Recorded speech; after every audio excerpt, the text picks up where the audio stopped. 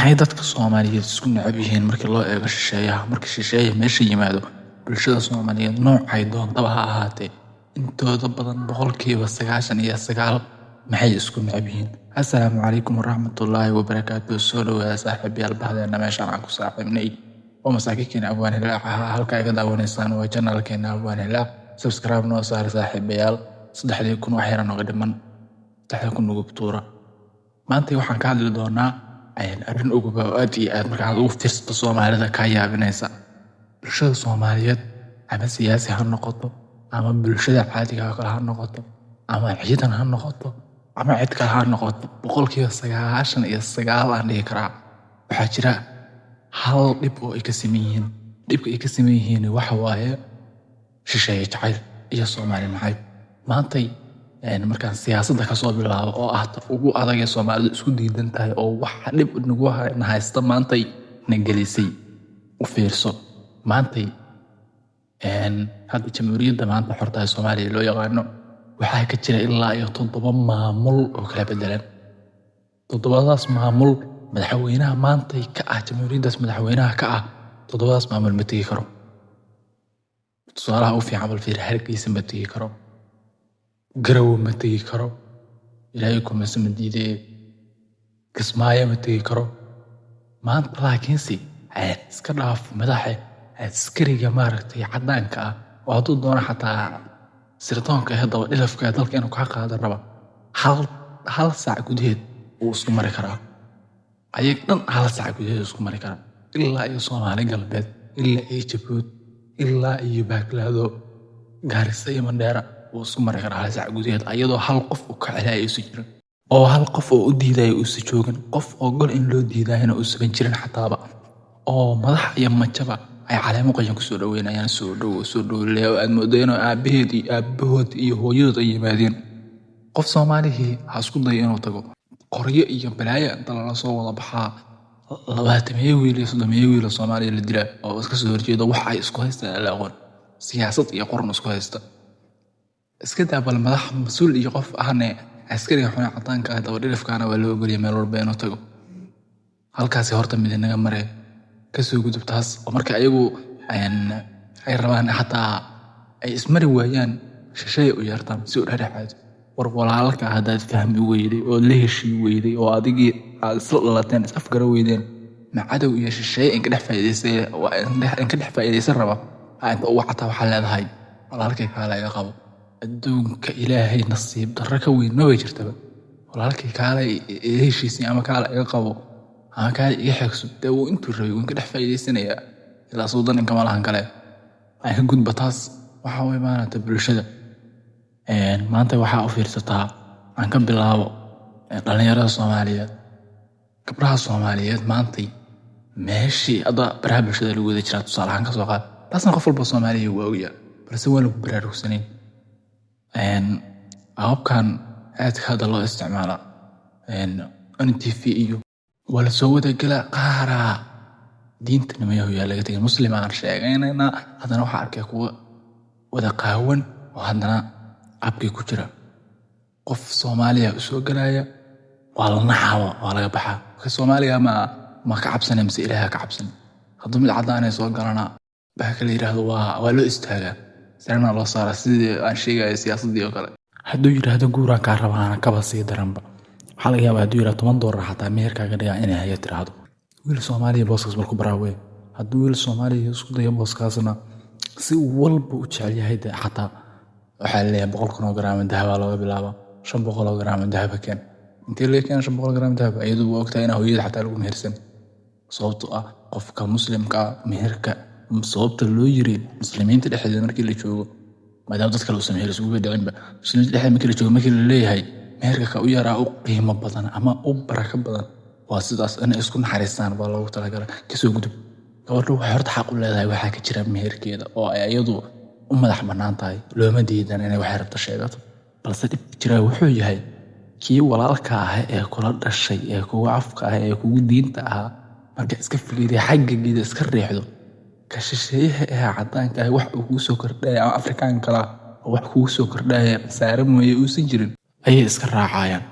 dhibaatooyin badan ka imaan kara waxaa ka mid ah dhibaatooyinka ka imaan kara meel yaraa kaa tusaa. Hadda tusaale ahaan nin Afrikaan ah caddaan ahay gabar Soomaaliyeed raacad oo soo xumeeyey dadkii u soo dacwooday waa wiilal Soomaaliyeed barahaas bulshada imaayeen Soomaaliyaan hal iyo gurmad haddana lagama dhigo adeegay shalaad naga tagta ma dhahaane waa u gurmadaan. Marka adoo og Soomaalida waxay tirahdaa lama huraan waa ciis waa cawska jiidaal lama huraan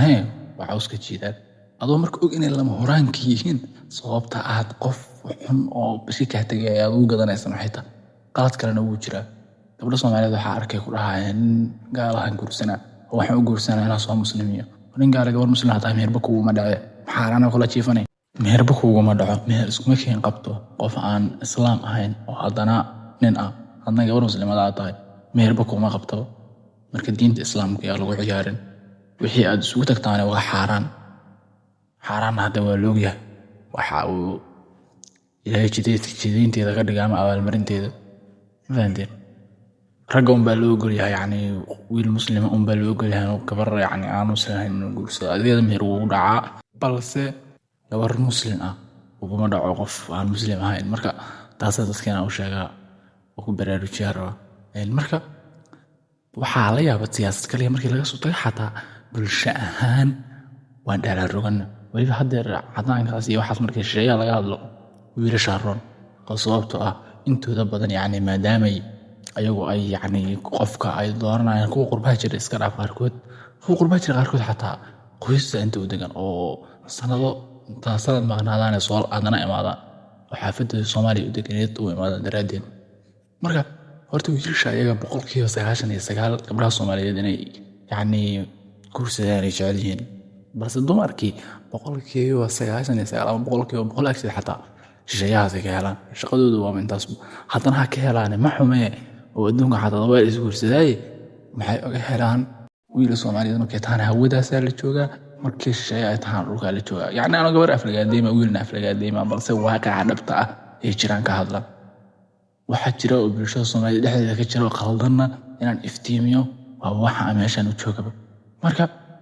taasna waxaan dhihi lahaa halaga waanto midda kale oo jirta waxay tahay maanta ay tusaalahaan markii gabar Soomaaliyeed ay guursato qof aan Soomaali ahayn oo shisheeye ah qofkaasi hadii carruur ilaahay kala siiyo awlaad ay isku dhalaan awlaadaasi Soomaali maahan dalkana xaq kuma lahan isirka Soomaalinimana abti unbaa loo yahay oo la dhihi karaa meehe dadkana waxaa jira hadda dad badan oo xarag aad iyo aad ugu doodaya dumarka ha u badnaadaan maxaana yacni aniga ilmaha anigu aan dhalay maxay yacni dalka xuquuq ugu yeelan waayeen sababtoo wiilka Soomaaliga ahba haddii qof shisheeye uu ilmo u dhalo dalka xuquuq bay ku leeyihiin oo Soomaaliya aan aad iyo aad ugu hala iftiimiyo meelahaas hal meel oo sahlan aan ka tuso maanta tusaale ahaan markii loo eego beelaha Soomaaliyeed adoo beel kala ah oo gabar ah waxaa guursatay wiil beel kala ah ilma isku dhasheen ilmahaas beeshay ku abtirsanayaan waxay ku abtirsanayaan wiilka beeshiisa beesha kalena waxaa loo ixtiraamaa in loo yahay baa kala yiraahdo in loo yahay abtiyaal oo inta badan xataa maadaama Soomaalidu haddeertaan qabiil iyo waxaas iyo iskala saarsaar ay aad iyo aad ugu badan yihiin wiilashaasi 100% kuma noolaa karaan dhulka abtiyaashood haddii tusaalahaan xurguf yar ama colaad yar ay ka dhexayda labadaas beelood oo ay macnaha abtiyaasha iyo adeeryaasha oo kala ah maxay ka tirsan yihiin qayb waxay ka tirsan yihiin beesha aabahood ka soo jeedo markii ilmahan laga hadlayo dal ahaanna sidaas oo kale waay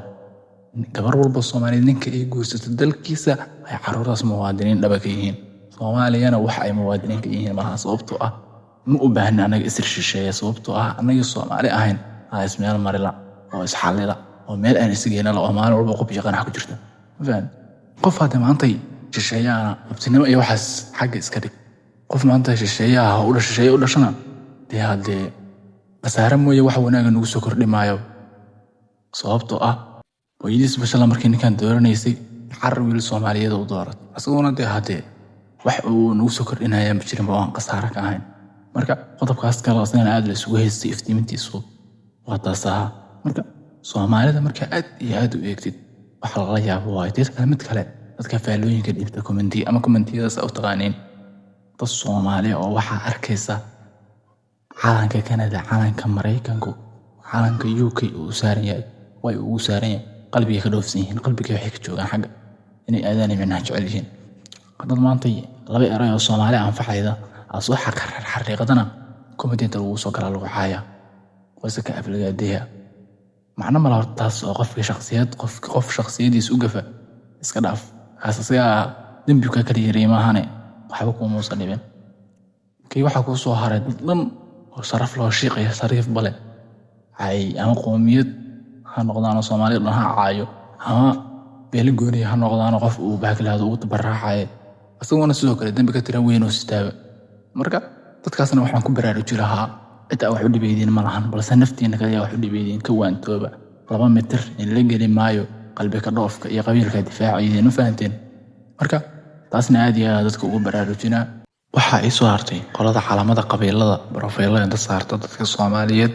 kala bahdila ee kala caaya qoladaasi laba qolob way isugu jiraan qolo Soomaalinimadoodu ay tahay afka oo baaka la yiraahdo kuwaas oo kale lagu qasaaray oo wax aan macno lahayn meesha dhanba joogayna bulshada Soomaaliyeed isku diraan oo aqligoodu kala dhiman yahay waa u fiirso dadka xataa u fiirso calaamada qabiilada iyo calaamada maamul goboleedyadan lugooyada wada ah baagala isticmaalada lagu sheego u dabaaldega u fiirso waa dad in maskaxdooda ku filnaan aan leeyahay kara iyo kuwa maskaxda laga gumeystay oo Soomaalinimada iyo laga tirtiray oo qof Soomaalinimo ku weyn tahay waxa la yiraahdo isteed iyo qabiil midna ma afiiqaano calankaas ayaga badan xawaala ayaga badan u yiraahdo ma fahanti nin walba maskaxdiisu taam tahay balse dadka faaruq ah oo weeye dadka waxaas u neekiyay ma fahanti marka waxa ay soo haray dadka hadda ka hadlaya yani calaamada qabiilada kuwaas saarta profiilada ee dadka Soomaaliyeed caaya kulli horta aakhiro ahaan iyo aakhiro adduunkooda midna waxba ku soo kordhamay qasaaro mooye sababtoo ah hal eray oo aad qoomiyad baakalaadii sheeg beel dhan oo shiiq iyo shariif bale ay ugu gafto waa dambi aan la xisaabin karin adiga rabbiga taas balse waxaan ku sheegaynaa maanta waa adduunyo birna waa aakhiro ka waanto markii laga soo tagay inaysan Soomaaliyeedna aad iyo aad midna noo anfacayneen adigana aakhiradaadu ma anfacayso marka anaga bal haddii aad xushmay weysay ama Soomaalinimadaadii aad gadatay adigu aakhiradaada fiirso hadaa fiirso weydaan adiga rabbiga faanta marka qoliyahan kale waxa ku soo haray calanka Itoobiya inta soo saarta xabashida iska dhigay Oromada kuwaasina waa dad Soomaaliyeed ayaga laftirkooda kuwaas waa kuwa qalbaday ka meedoobeen waa dhinteen qalbaday ka dhinteen kuwaas waxa ay noola joogaan malaha faante waxay macna leeyihiin malaha meesha lagu arko in block la saaro leeyahay macna kale ay ku fadhiyaan malaha qoliyahaas aad iyo aad u tira badan yihiin waliba hadeertan mararkaan oo dhulka Soomaalida ee Oromada ku soo qulqulayday markii Soomaali galbeed dagaal ay ka dhacaan u dhaxeeya Oromada iyo Soomaalida ama xabashida iyo Soomaalida kale iyo mararkaas aad iyo aad kumentiyada ugu raftaan ayagoo ma fahanti marka qoliyahaas oo dhan waa dad Soomaaliya balse maskaxdu foorarto madaxay ku socdaan lugaha u sareeyo madaxay ku socdaan kuwaas waxay la joogaan oo cad oo madow lama arko intaas aan soo sheegay waa inta garaadku ku yaryahay markaana waxaan la hadlaa dadka garaadkoodu buuxo dadka caaqiliinta dhalinyarada caqliga leh maankooda iyo maskaxdooduna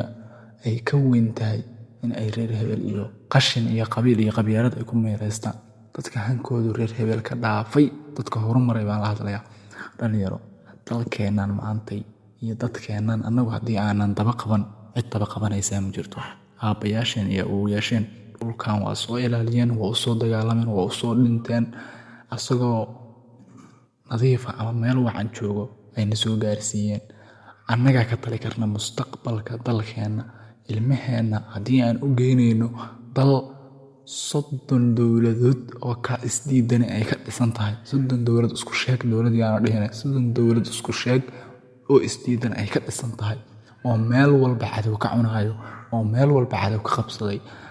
oo gumeysi ku jira asaga dhan go'doon siyaasadeed iyo go'doon ciidan intaba ku jira haddii aan ku samayno oo aan isdhiganayno adinka yaqaan inkastoo nasiib xumo tahay anoo malayma inaad taas dooranaysaan oysan ahayn haddii dhiig nagu jiro oo dhiiggii awoowayaasheen iyo aabbayaasheen oo nagu jiro oo aan dhiiggaas ka isirkaas aan ka dhalanay oo dhiiggii Soomaalinimo la yaqaanay oo nagu jiro dal nadiif oo isku xiran oo hal calan hal ciidan iyo hal madaxweyne iyo hal dowlad kaligeed leh oo ka tarida gees ilaa ka gees ka talida amarkii halkaas ka soo baxo oo dhinaca kale ka fulo raas casir ilaa raas kamooni camal fahanteen haddii aan u geynaynana adinkaa yaqaana, balse waa iska ogey midda la dooranaaye sidii aabbayaasheen noogu sameeyeen dalkan noogu soo sameeyeen iyo ugu yeesheen ubadkeenna aan anaguna ugu sinno, aan difaacana dalkeenna, aan iska qabanno cadowga si walba oo isu soo bahaystaan waxay naga qaadi karaan malahan. Ma fahanteen? nin gurigiisii jooga cid wax ka qaadi karta malahan. nin ku dagaalamayo dhulkiisii oo qof xaqu dirira hadduu islaamiyo kugu soo duulo xataa waxaa kuu bannaan dhulkaagii iyo xoolahaagii maadaama aad difaacanaysid iyo naftaadii in aad iska difaacdid. marka isdhigasho waxaa la dhahaa ma jiraan. guruub baan ku kulana noo sameeya ilaahay kuma sameeyay inkastoo aad iyo aad barnaamijkaas hadda aan u arkay dhaqaaqyadaas dad badan oo guriga sameynaya, dad badan oo magaalo walba intii joogtay isbahaysanayso isku tashi sameynaya. aad iyo aad u mahadsantihiin idin leeyahay halkiinaas iyo meesha ka sarreeyda ka sii wada. inta dhimana waxaa idin leeyahay saaxiibayaal guruubahana qaada sameeya kuwa samaysan hadeertaan ku biira yaa la isdhaganin dhalinyaro. 13 SYL ba wada ogeydeen guushii Soomaaliya oo sidaan ka darneed oo idin la gumaysanayay sidii uga miro dhaliyeen. annagoo hadda maantay 13 ragaas haayaan 13 kuna waxaan qabo weyn 13 dhalinyaro kaliya waxay qabatay miya 13 kuna annagoo noqon karna is aruursi karna ama ka tira badan miyaan qabo weyn karna waa maya. marka taasna aad iyo aad aan ugu dadaalno bulshada dhexdeeda ayagana aad iyo aad aan wacyigelino qabyaaladan iyo qurunkan iyo qaxarkan iyo waxaan nala haray aan ka waanino iska dhaafo aan dhahno qof walba sidii wax loogu sheegi karo ha loogu sheego. wacyigelintu sababtoo ah waa qayb lixaad leh waxay ka qaadataa wacyiga bulshada, waaqaca bulshada dhexdeeda yaalla ayay ka qaadataa. dad walba Soomaalidu haddana intooda badan indha ku garaadlayaal u badan yihiin dadka la duubsaday qabyaalada qarracda nagu dhibaya ayagana waxay galaan malaha waa indha ku garaadlayaal waa la bedeli karaa maskaxooda si fudud loo bedeli karaa waxay ku soo laalaabtay iska qaadanayaan. ma fahanteen? haddii maantay la waayo cid qarash gareeda qabyaalada, haddii la waayo cid hub ku bixida, haddii la waayo cid dhaqaale ku bixida, haddii la waayo cid baakilirada la dagaasha, haddii la waayo ay alaabadeedu soo xirmaan way iska dhaafayaan meel loo raaca malaha. balse hadda maxaa dhiirigelinaya ka xildhibaan maanta dowladda ku jira xataa lacagtaas uu fadhiga ku qaato meeshii uu dad Soomaaliyeed ku caawin lahaa oo abaaraysan ama tabaalaysan wuxuu ka jecel yahay ama ka xigaa qabiilkiisa iyo qolo kale isdagaalayda inuu hubku soo gado, inuu ku taageero, inuu halkaas fadhiyo. sababtoo ah isaga danta ugu jirtaa maxaa waaye? danta ugu jirtaa waxaa weeyaan asaga beelaa soo doorata, beesha soo doorata asaga in asaga kusoo jeestaan yiraahdeen kursigan ku dhiibanay waxaad noogu tari lahayd ma rabo in lagu soo jeesto ma rabo. marka intii kusoo jees lahaayeen marka beeshiisa muxuu abaalmarin uga dhigaa oo kusii jeedinaa qola isdagaalayaan hub iyo lacag u siinaa. waa haliyey alle ninkaasi waa haliyey jiritaanka qabiilkeenu badbaadiyey waa haliyey waa iska jeediyaya meesha dheeraan wadooyin noo dhis deegaankeena noo hormari intay halkaas ka fiiri lahaayeen dhinaca kale wax ka tuso wax yar ku dhiiba halkaas asaga u fadhiya asaga lama arkayaba looma jeedaba waxaa loo jeedaa ninkaas walaalkooda oo ay qoriga u sitaan ay jeedaan asagoo ma jeedaan ma arkaan ba asaga ninkaasi faa'iidadaas ku qaba. faa'iidada labaadna waxaa ku qaba kuwa oday dhaqameedyada isku sheega waa la isleenayaa biri ama nabadoonnada dadkan lagu sheego ama dadkan odayaal dhaqameedka lagu sheego khasaaraha ugu weyn ayaga laftirkooda waayo maxaa dadkaas isku leentooda danaha ugu jira waxaa ugu jirta waa la wada fadhiisanaa hal maraha 30 nin ama 100 nin iyadoo kala shubanaa. ma fahanteen? waa la tirinaa dadkii la iska dilay intaas isla tuur xoola miya nafliya meesha ku dhimatay nafliya yani xooluhu ugu yihiin balse yani bini aadam ilaahay karaamiya meesha lagu leeyay dhiig islaam wala xarintinimiya meesha lagu qubaya isla tuur maxaa la ayaga waxba kama gelin waxaa isla tuuraa inta soo hartay rabaan diyadaas inay ka qaataan oo yaan ay magaalada ku joogaan. ma fahanteen? marka dadka ka macaasha waxaan marka dadka ka macaashi lahaa aan ka hor istaagno qorshaheena anaga midkaas weeye aan ku dhaqaaqno dhalinyaradana aad iyo aad uga fogaadaan qabiilka iyo qurunkan inta badan odayaashaas ka macaasha unbaa lagu yaqaanaa. dhalinyarada inta badan dabka lagu shitaa xaabay dabka lagu shidaayo waaye xaabay dabka lagu shidaayo ha noqonina dabka qurux badan kaas annagaa shidanayna ayaan nala shita oo haddaad wax u dhimanaysaan sababtoo ah tamba waa mid loo dhimanayo ejar iyo xasanaadna laga helin aakhirana lagu iqaamayo maadaama qof walaalka oo muslim ah oo aan waxba kaa galabsan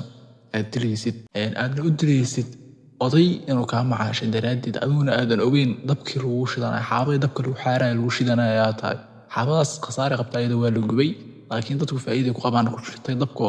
waxay ku karsadeen marka adiga xaabadii aad tahay dabkii lagu shubay waa lagu inay kugu faa'iideen waxay kugu karsadeen lacag kugu dul karsadeen marka